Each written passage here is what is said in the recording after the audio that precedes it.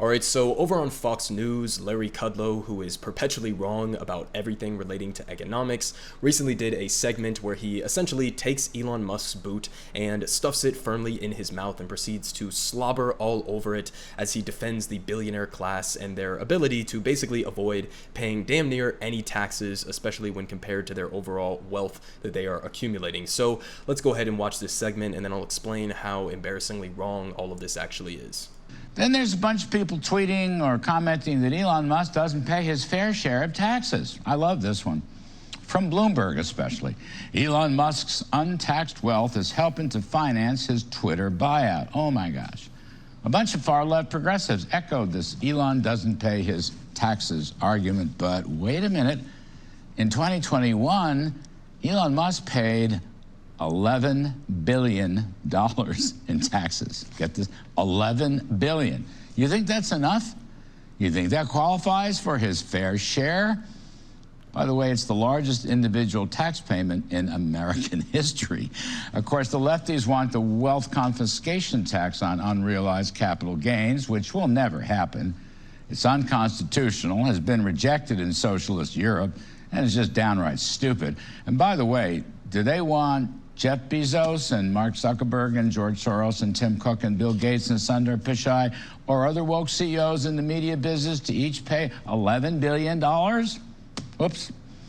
Although the crazy progressives might want everybody to pay that kind of money since they don't believe in capitalism, but that's a slightly different riff.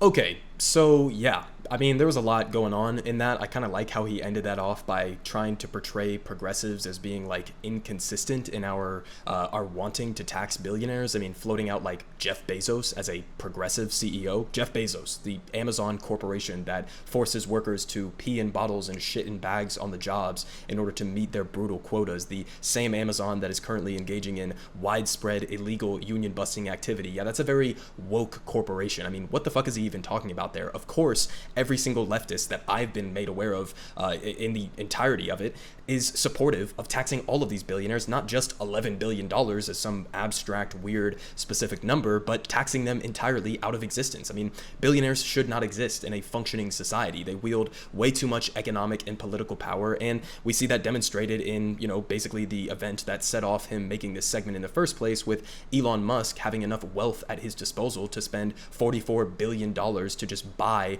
what he himself calls the public town square in Twitter. So, I mean, this is the problem here, is that, yeah, of course you want to tax billionaires, and yes, you should tax them out of existence, but he's getting angry at the idea that Elon Musk paid $11 billion in taxes. Well, how much did he make in 2021, the year that he's referring to? I mean, all you gotta do is just go and Google this shit. Tesla's Elon Musk added $121 billion to his fortune in 2021. So in the year that Larry Kudlow is referring to here as this perfect example of how billionaires actually do pay their taxes, which isn't even true, and we'll get into that here in a second, but even just in the year that he's talking about here, $121 billion was added to Elon's wealth. Okay, now that's not technically classified as income because, again, it's largely tied up in the stock market, which is exactly why we should, as he was saying there, we should actually tax unrealized capital gains. That's what we should be doing to go after the fortunes, the overall wealth and capital of these billionaires here. But he portrays this as if that's like a fair amount, $11 billion. That's not even 10%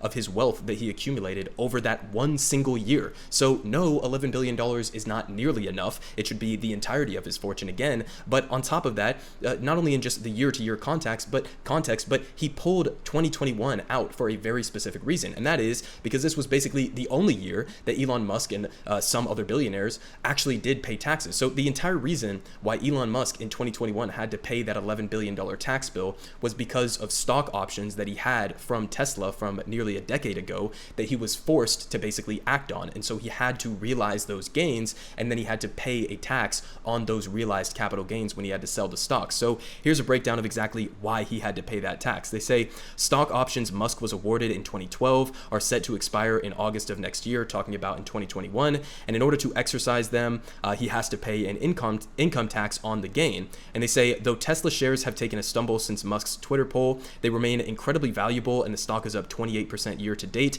And when Musk wants cash, this is how they typically avoid paying these taxes. He can simply borrow money using his company's stock as collateral. However, this practice has been criticized by some politicians as a tax loophole for the mega rich, and we'll talk about this a little bit more in detail here in a second. But they say earlier this year, ProPublica published an investigation showing Musk and several other billionaires paid no federal income taxes in 2018. Zero. No federal income taxes in 2018. And that includes, again, several other billionaires like Jeff Bezos and other people that he was mentioning there. So he pulls out the 1 year in 2021 where Elon Musk had to pay a partial tax on some of these stock options that he was forced to act on, and that's what resulted in that tax bill. So this isn't like a consistent thing, and there are many different years where you can point to where he didn't pay any taxes. So number one, $11 billion wasn't nearly enough if he made $121 billion in 1 year. And number two, this is just 1 year, and if you look to any other years in recent history, he's paying literally a lower effective tax rate, if not zero, than average working class Americans. So it's just a completely disingenuous framing of this entire discussion that he's putting forward there. But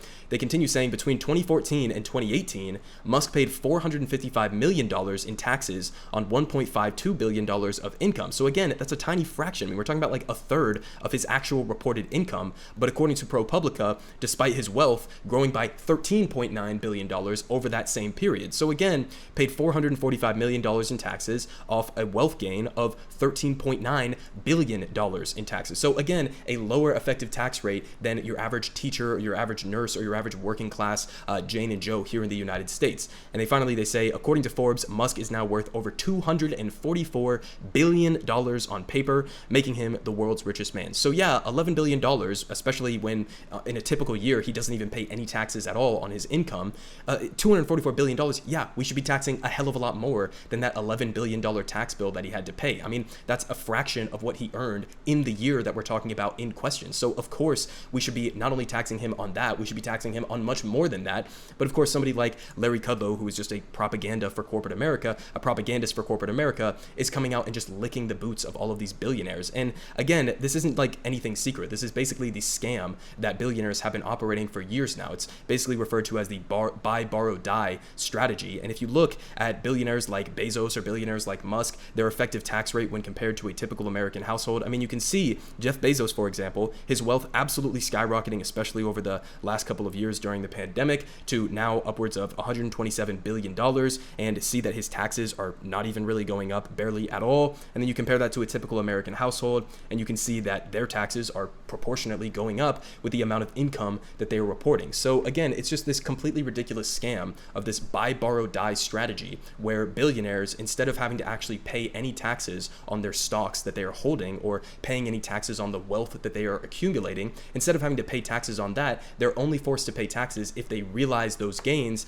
and they sell those stocks. But here's the thing, when they want to go and buy a new super yacht like Jeff Bezos, if he wants to go spend $1 billion on something, $500,000 on a super yacht, he doesn't actually have to sell Amazon stock in order to go and make that purchase. He basically just goes to a bank and says, I'm going to use my stock, my wealth that has accumulated in these stocks as collateral to take out a low interest loan to then go make the actual purchase. So he's not even using his money, and he doesn't have to pay any of the taxes because he's not realizing those gains, and he essentially gets an infinite pool from our banking system and from private banks around the United States, an infinite pool of money that they can go spend on all of their major purchases, and they never have to pay taxes on it, and they can do this over and over and over again until they die and then pass this on to, you know, their generations that are coming after them. So this is the scam that we are seeing billionaires run on this country. We're giving them, you know, corporations like Amazon and Tesla and all these other enterprises that are led by these billionaires. We're giving them billions and billions of dollars a year in subsidies to prop up these companies. I mean,